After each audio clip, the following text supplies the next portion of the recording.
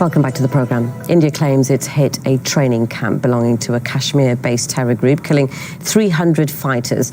The Indian Foreign Secretary says the airstrike targeted the Jaish-e-Mohammed group, which was responsible for deaths of at least 40 police officers earlier this month. India has been repeatedly urging Pakistan to take action against the Jaish-e-Mohammed to prevent jihadis from being trained and armed inside Pakistan. Pakistan has taken no concrete action to dismantle the infrastructure of terrorism on its soil. In the face of imminent danger, a preemptive strike became absolutely necessary. The strikes are the first across the de facto border since a war between the two countries broke out in 1971. Pakistan condemned the incursion while the military rejected India's claims, saying that no infrastructure was hit, no casualties were reported, and Pakistani jets forced the Indian planes back to their own territory. The Pakistani military also shared images of the alleged aftermath of the incident. The foreign minister insists his country will respond. India has committed uncalled for aggression, to which Pakistan shall respond at the time and place of its choosing. The Dean of the Jindal School of International Affairs shared his thoughts with us on the country's troubling tensions.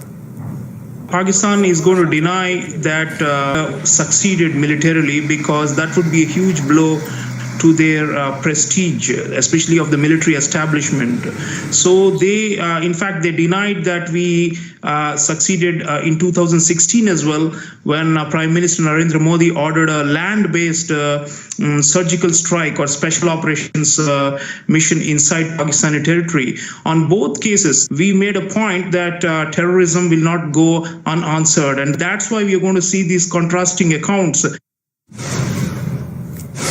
Live to Islamabad now, and political analyst Javed Rana joins us to discuss this further. Javed, thanks for coming onto the programme. Now, why do you think India and Pakistan have such widely different accounts of what happened in Tuesday's airstrike?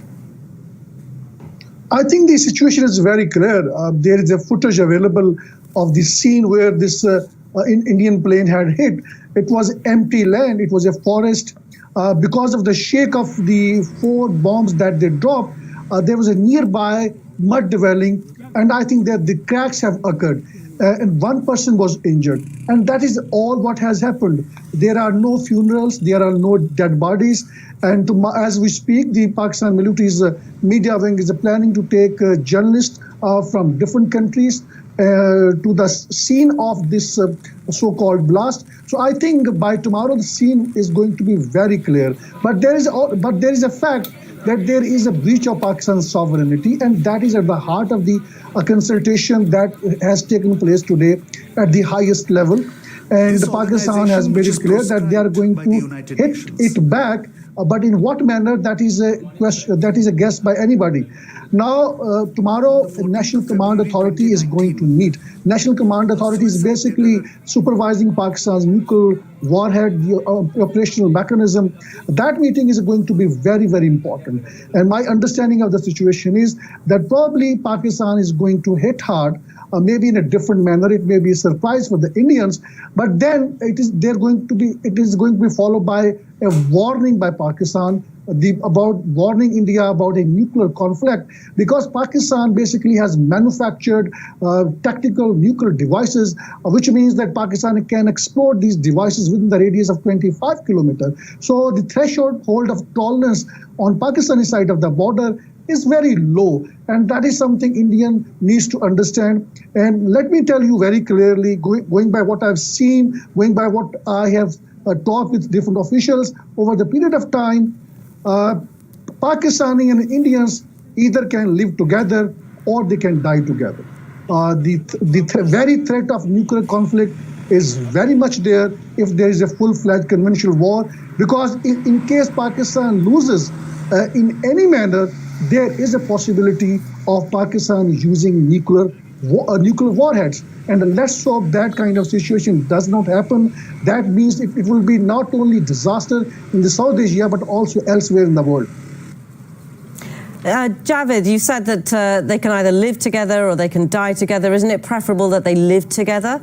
rather than go ahead with what you're suggesting, could be quite serious action? Well, Pakistan has been saying time and again, let's live together, let's talk out what is happening on the Kashmir. More than 100,000 people have been killed by the Indian forces there. Thousands have gone missing. But the Indians all the time, they are accusing Pakistan that it is sponsoring terrorism. There are 17 UN Security Council resolutions on disputed Kashmir region.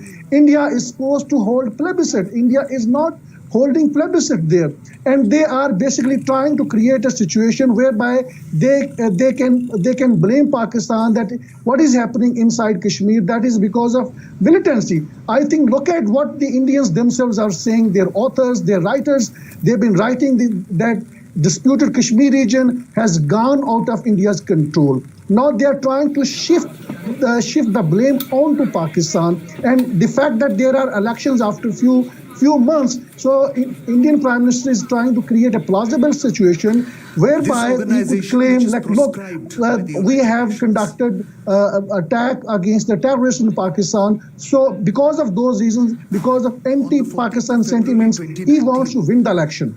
Okay, Javed Rana, political analyst in Islamabad. Thanks for coming onto the programme and sharing your thoughts. Thanks.